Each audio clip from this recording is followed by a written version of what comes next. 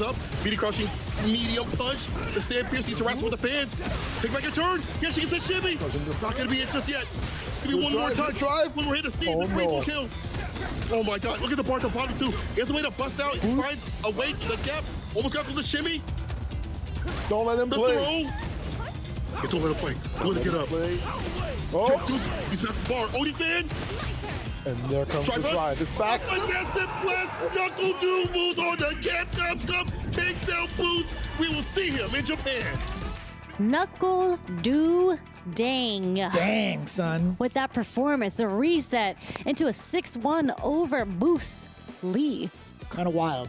Kind of wild, all things considered, what had happened at the earlier part of that top 8, right? So there's a lot to really kind of unpack here, I feel like, between these two. Yeah, but I mean, you know. I feel like in the beginning, I mentioned that Boost had like the overall record on Do. That's right, and beat him in winners finals prior, right? Yeah, especially early in the year, but even in winners finals, 3-2 it was still a close match. Of course. So it's very, very similar to the fashion of U.S. Canada West with Chris T and Nephew, because it was also close in winners, and then Chris T also 6-1 in grand finals.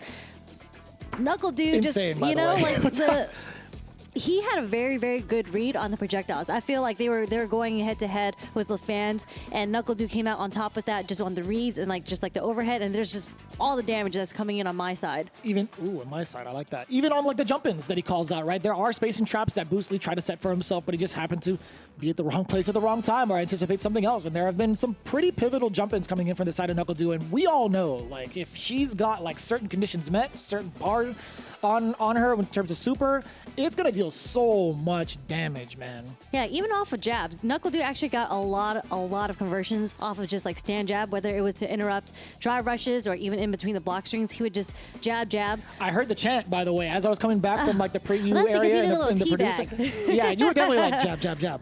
Well, he was and I'm like, are you okay? He was teabagging, and then he went with the jab. So I was just like, he was making sure that down on his controller works. That's what it was. Yes, he plays on pad. Pad players do weird things. They just like wiggle the analog around a whole bunch of times, and you get, down, up all the time.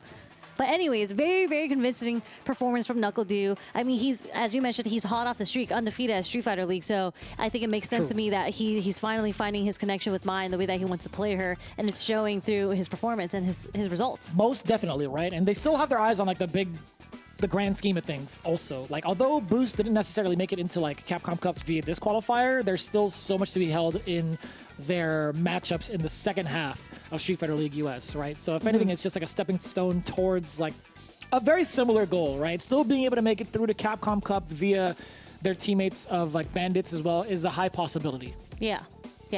I mean, there's still so much Street Fighter 6 action, right? So maybe not through Capcom Cup, but through Street Fighter League, there's a chance that he will still make it into Japan. Yeah, that still counts. It's still part of the whole big dance. But man, it's wild to see, like, the Shopify Rebellion team has been doing so damn well for themselves. Yeah. I hate to frame it this way, I really do, because one of my guys is currently not making it all the way through, and he's easily like one of my favorite players to watch, easily one of my favorite Kimberly players, but 3 out of the 4 Shopify